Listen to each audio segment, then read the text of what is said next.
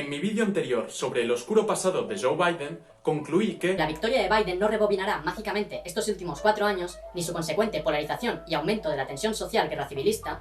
la realidad no se ha hecho esperar para validar esta afirmación, con el sonado asalto al Capitolio. En este vídeo trataré de desgranar algunas de las causas y consecuencias de la polarización política, tomando como caso de estudio la transición española y su evolución hasta la actualidad, donde tenemos nuestra propia cepa trumpista en el Congreso y neonazis en las calles. Para mi público latinoamericano, quienes superáis con creces al español, os mando un saludo y os invito a quedaros. Por un lado, el marco teórico que usaré no entiende de fronteras, y podréis aplicarlo a vuestras propias circunstancias. Por el otro lado, conocer críticamente la transición española de dictadura militar a democracia liberal quizás os pueda servir como comparación a las transiciones ocurridas en vuestros países.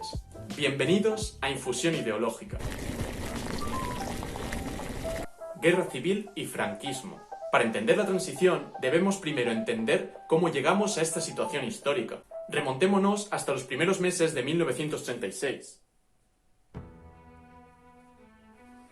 La joven Segunda República Española había sufrido inestabilidad desde su creación, pero en sus últimos tiempos esta solo fue al alza. La extrema izquierda española llevaba tiempo preparada para la revolución, como de hecho ya se había intentado en octubre del 34, y el partido fascista Falange Española, que al iniciar el año era una fuerza política marginal, recibió una avalancha de afiliaciones de jóvenes de derechas dispuestos a la acción violenta tras el triunfo electoral del Frente Popular, una coalición de los principales partidos de izquierdas. La polarización política era tan extrema que, usando el término de Chantal Mouffe, estaba articulada en el más profundo antagonismo. El antagonismo, que según Mouffe era intrínseco en los conflictos de izquierda y derecha de esos tiempos, es una lógica discursiva en el cual el oponente político no es un adversario de legítima existencia y al que se debe tolerar, sino que, al considerarlo identitariamente distinto y radicalmente hostil, aparece como un enemigo al que hay que destruir. Este clima político propició que en julio de 36 se diera un pistoletazo de salida, literalmente un tiro en la nuca del monárquico José Calvo Sotelo, para lo que algunos de los militares confabulados creían que iba a ser un pronunciamiento o golpe militar sin demasiadas muertes, que rápidamente se convirtió en una larga guerra civil donde, alimentado por el ardiente deseo de destruir al enemigo, se desató una violencia cainita sin precedentes en España. Sin enfangarme aquí en comparaciones cuantitativas o cualitativas, ciertamente se cometieron verdaderas atrocidades contra la población civil por ambos frentes. Una vez concluida la guerra, la dictadura franquista fue especialmente represora con los vencidos, tanto combatientes como sus familias. Esta represión era tan fuerte que ser familiar de alguien que el régimen consideraba enemigo, como militantes del Partido Comunista o de la CNT, te podía costar ostracismo social y material, como la posibilidad de acceder a ciertos trabajos. Como dicha represión se ejercía, incluso aunque el individuo en cuestión hubiera muerto en combate o ejecutado, se fomentó la autorrepresión en el seno de estas familias, las cuales muchas renegaban del muerto y convertían hablar de él en un tema tabú, condenándolo al olvido.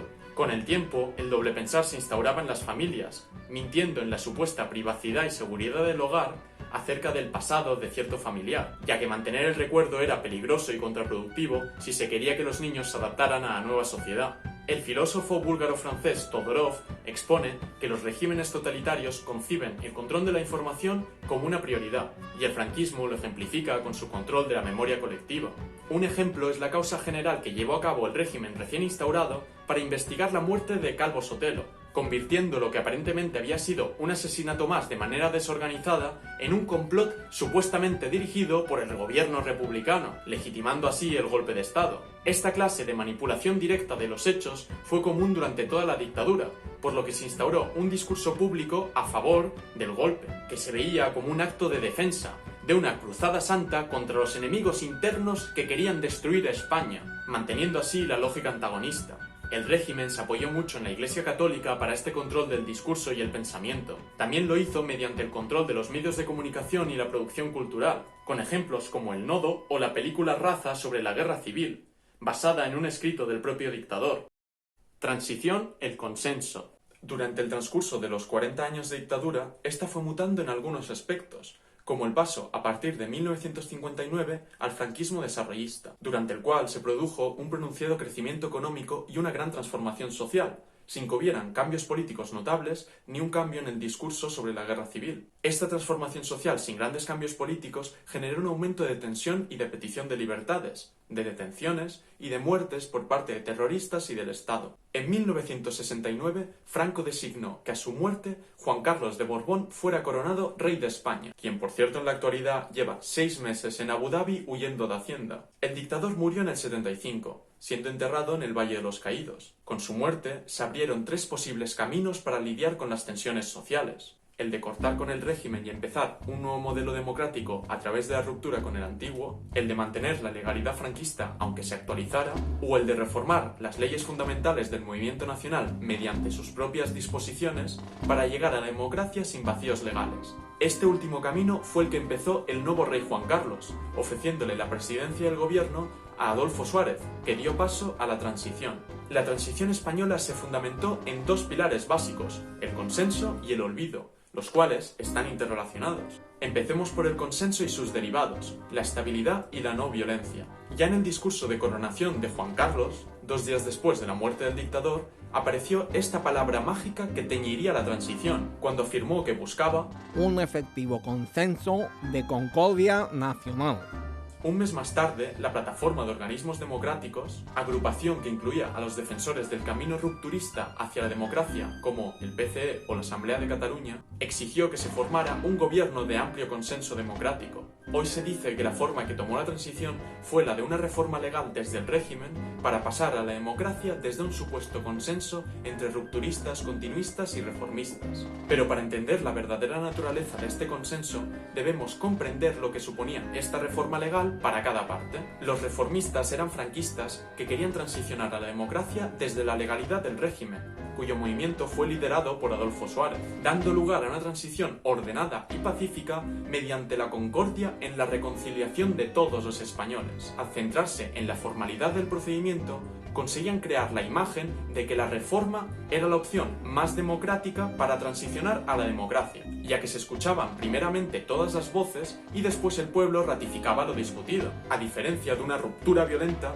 donde un sector político se imponía por la fuerza y no por el debate y el voto. Pero para lograr esta imagen, los reformistas requerían de la participación de los rupturistas, ya que, para que la lógica democrática descrita fuera creíble, se necesitaba la participación de todos aquellos libres de sospecha de ser colaboracionistas con el régimen anterior, algo que los reformistas carecían. Los rupturistas, por su parte, eran partidarios de que solo una verdadera destrucción de los fundamentos del régimen avalaba un proceso real de democratización en pie de igualdad. Si bien muchos reconocían la validez y necesidad de cierto consenso, este era en forma de reconciliación y concordia, superando el pasado mediante la ruptura legal y material del régimen anterior. Su renuncia a la ruptura fue simplemente el reconocimiento de una realidad, la falta real de fuerzas para dicha ruptura. Al ver su modelo imposible de lograr, aceptaron la vía reformista para conseguir el mínimo de participar, aunque desde una posición de debilidad, en el proceso que fundamentaría la democracia que estaba por llegar,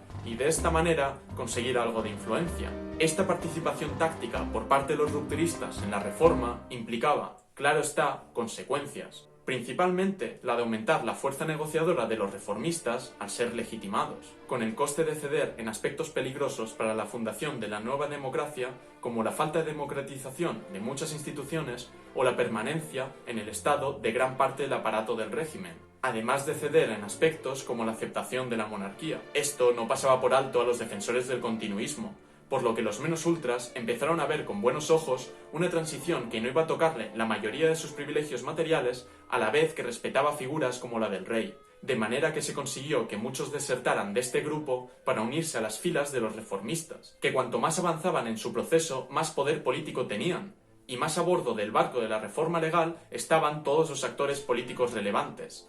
A partir de las primeras elecciones democráticas celebradas en junio de 1977, la tendencia a la colaboración entre los distintos grupos no solo no se atenuó, sino que se agudizó. Si antes se necesitaban para salir del franquismo, ahora había que edificar la democracia.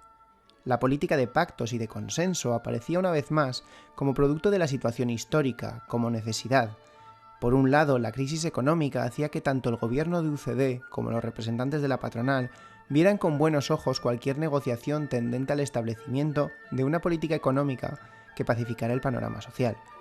Por otro lado, para la oposición y los sindicatos, la vía reformista a la democracia traía aparejada una inestabilidad del sistema producto de la presencia, poderosa y relevante, de sectores franquistas que eran a cada paso una amenaza de involución. Era la negociación y no el enfrentamiento la táctica necesaria para salvar a la naciente democracia. De esta manera se puede ver que tras la retórica del consenso se filtraban los intereses de cada actor político. Más que una actitud loable de ejercicio democrático entre posiciones enfrentadas, era el resultado del cómputo de decisiones de cada actor que llevaba a que cooperar en la reforma fuera la solución óptima ante la situación dada. Esto tampoco quita que el clima del consenso transformara una lógica antagonista en una agonista, por lo menos en el discurso de los principales partidos políticos. Poco importa si muchos no creían en la farsa que estaban montando. Lo que llegaba a la gente era retórica en la que no se veía en el oponente un enemigo a batir, sino un adversario de legítima existencia y al que se debe tolerar. Se combatirán con vigor sus ideas, pero jamás se cuestionará su derecho a defenderlas. Una vez empezado el camino del consenso, todos los que lo habían tomado tenían un alto interés de que esta visión tuviera éxito. Los rupturistas tenían mucho que ganar cuanto más consensuado fuera el proceso, los reformistas cuanto más se percibiera como tal, y todos los participantes conseguirían rédito político si se lograba hacer la transición de una manera que el público lo aprobara. Tras años de antagonismo impuesto por el régimen y también promovido por las lógicas de resistencia y las doctrinas revolucionarias, desde el poder político se trató de revertir esta lógica hacia un agonismo y empaquetarlo junto con el proyecto democrático. Se logró instaurar elecciones, elaborar una constitución y mantener a flote la economía. Si bien el consenso tuvo efectos beneficiosos para todos, estos no se repartieron equitativamente. Como empieza a convertirse en costumbre en infusión ideológica, hay que preguntarse: ¿cui bono? ¿Quién se benefició? Por un lado, los costes de la transición tampoco se repartieron por igual, ya que la mayoría de los acuerdos económicos perjudicaron la posición de los partidos de izquierda y de los sindicatos obreros, así como las expectativas ciudadanas. Pero a pesar de ello, por parte de la izquierda, especialmente por el PSOE, se necesitaba quitarle importancia a los costes del consenso, subrayando su necesidad y sus éxitos. Era necesario para mantener a flote lo conseguido y por prestigio, ya que buena prensa para la transición era buena prensa para los que la habían gestado, algo que el PSOE ha sabido aprovechar desde entonces. Por otro lado, esta defensa acérrima de la transición y la cultura del consenso legitimó un proceso como democrático cuando en realidad tuvo consecuencias peligrosas para la democracia, como el mantenimiento de muchas estructuras franquistas, a la vez que imponía un pacto del olvido que no solamente no castigaba a los culpables del franquismo, sino que ni tan solo se les quitaba las riquezas robadas o los puestos de poder. Si ponemos la mira en los contenidos resultantes, no podemos aceptar que la transición fuera un proceso democrático para lograr la democracia, pero podemos decir por lo menos que lo fue en sus formas, siguiendo el argumento legalista de los reformistas. Transición, la violencia. El filósofo y jurista Norberto Bobbio hizo una definición mínima de democracia basándose en los aspectos formales y no en los ideales. Si seguimos esta definición, no hay ninguna duda de que la transición no fue formalmente democrática. Para empezar, uno de los 3 requisitos es que existan unas reglas procesales claras, algo cuanto menos cuestionable en una transición que empezó con la Ley para la Reforma Política gestada y aprobada por la Cámara franquista. Además de que en las primeras elecciones, cuyos resultados decidieron quiénes y con qué peso participaban en la elaboración de la nueva Constitución, fue regulada por un decreto ley de un gobierno no escogido democráticamente. Pero sin entrar a fondo en este requisito, centrémonos en el tercero. Es indispensable que aquellos que están llamados a decidir o a elegir a quienes deberán decidir se planteen alternativas reales y estén en condiciones de seleccionar entre una u otra. Aunque el argumento reformista y el relato oficial describa la transición como un proceso pacífico, esto es doblemente falso. Para empezar, sí hubo violencia. La violencia fue intensa y generalizada en diferentes partes del país. Además, involucró a una serie de actores de la extrema izquierda, la extrema derecha, los movimientos separatistas y el aparato de seguridad del Estado. Este telón de fondo de altos niveles de violencia dio forma tanto al proceso de transición como a las negociaciones políticas. Más que una transición pacífica, España experimentó el proceso de democratización más violento, con diferencia, de cualquier otro país en ese momento, por ejemplo en comparación con Portugal y Grecia. No solamente no fue un proceso pacífico porque estaba rodeado de violencia, sino que además los herederos del régimen sabían perfectamente que tenían el brazo fuerte y no dudaban en ejercer presión. Por otro lado, como ilustra esta frase de advertencia al Congreso de los Diputados de Santiago Carrillo, la izquierda era consciente de que si se estira demasiado, la incipiente democracia pueda estallarnos a todos en las manos como un juguete infernal. Es por ello que debemos negar que en sus formas la transición fuera un proceso democrático, ya que tanto los políticos como los votantes no estaban en condiciones neutras para proponer y seleccionar alternativas, al ser conscientes del peligro que suponía exigir demasiado o que el proceso no tirara adelante, algo que estuvimos a punto de ver el 23 de febrero de 1981. Transición, el olvido. Para tirar adelante la transición, las fuerzas antifranquistas cedieron en dos aspectos clave: la persecución legal y material de los crímenes durante el franquismo y la guerra civil por el bando sublevado, y el de la condena expresa de dichos actos. El relato oficial de la guerra civil transicionó entonces de ser una cruzada santa a un periodo de locura colectiva, una especie de tragedia griega donde, como se cometieron atrocidades por ambos lados, todos eran culpables. Y la mejor manera de curar esa herida era cerrarla forzosamente al dejarla en el pasado y centrarnos en el futuro consensuado. A este acuerdo tácito entre partidos se le ha llamado Pacto del Silencio o del Olvido, y se manifestaba en la renuncia de hablar del pasado en los debates políticos o de usarlo como arma contra los enemigos. Este acuerdo adquirió dimensiones obsesivas. Los líderes de la oposición moderada en la España democrática obsesivamente evitaron cualquier atisbo de posible acusación de venganza, resentimiento o rencor por la violencia pasada. Los franquistas conservadores, entonces e incluso ahora, tenían una obsesión diferente: la sacrosanta creencia de que cualquier amenaza al fundacional Pacto del Olvido, incluidas algunas iniciativas encaminadas a atender las demandas de las víctimas del franquismo, desestabilizaría la democracia. El Pacto del Olvido es una de las patas principales de la filosofía del consenso de la transición, básico para tratar de tejer una política basada en el agonismo. Esta manera de lidiar con un pasado doloroso es defendida por Todorov en Los abusos de la memoria, donde argumenta que ante un pasado histórico traumático, la sociedad debe funcionar como un paciente neurótico. Si bien el recuerdo doloroso no debe ser reprimido, sí debe recuperarlo y analizarlo para desactivarlo, dejarlo a un lado. Todorov considera que, una vez cesada la represión totalitaria del recuerdo como se hacía en el franquismo, lo mejor posible es el perdonar y no darle una centralidad en la actualidad, siendo ya algo del pasado. De esa misma lógica se sigue que la no persecución de los crímenes para centrarnos en la convivencia actual es la mejor manera de proceder. Algo así ocurrió con la Ley de Amnistía del 77, que perdonaba los delitos políticos ocurridos en la Guerra Civil y el franquismo en busca de dejarlos en el pasado y centrarnos en la creación de nuevos puentes. Una vez más, la izquierda vendió la ley al público como un gran éxito,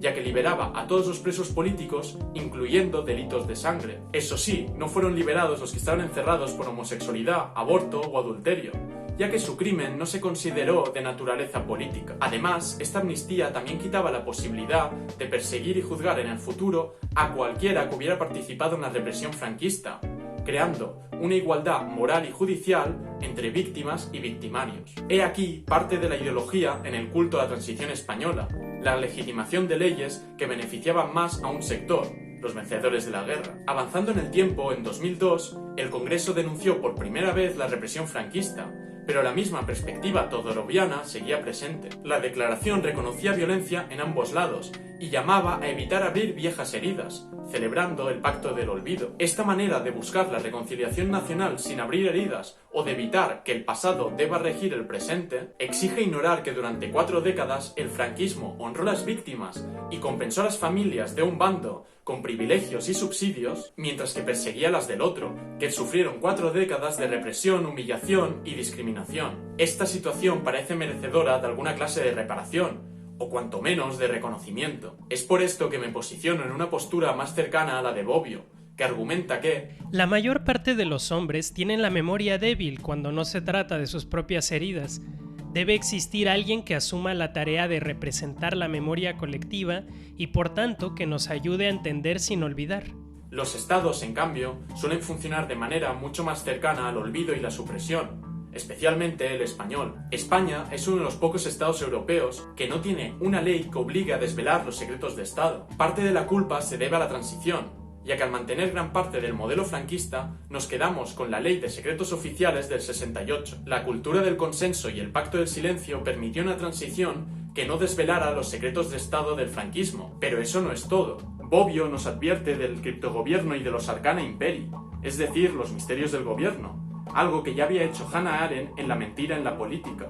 Ambos describen cómo el gobierno puede servirse de los secretos de Estado para sus intereses partidistas, ya que poder decidir qué es secreto y no sale a la prensa es algo muy útil para el control de la opinión pública. Tan útil que de hecho han habido 3 reformas de la ley de secretos oficiales, las últimas 2 con gobiernos del PSOE y las 3 para apuntalarla en términos restrictivos. Cada retoque de la ley ha supuesto una pequeña ampliación restrictiva en torno a un cada vez mayor número de diferentes materias potencialmente objeto de ser declaradas clasificadas o reservadas. Un blindaje que afecta a los crímenes del franquismo, pero que fue asumido y reforzado por la legislación posterior para preservar a los gobiernos del escrutinio por parte de opinión pública, historiografía y periodismo. Una ley totalitaria que pudo pasar a la democracia gracias a la transición. Una vez más, cui bono. Durante la edición he decidido partir el vídeo en 2 partes. La segunda parte, más corta que esta, trata sobre el control estatal de la cultura durante la transición y el colapso del culto al consenso y el pacto del olvido tras la crisis económica y el 15M, además de concluir analizando el fuerte antagonismo actual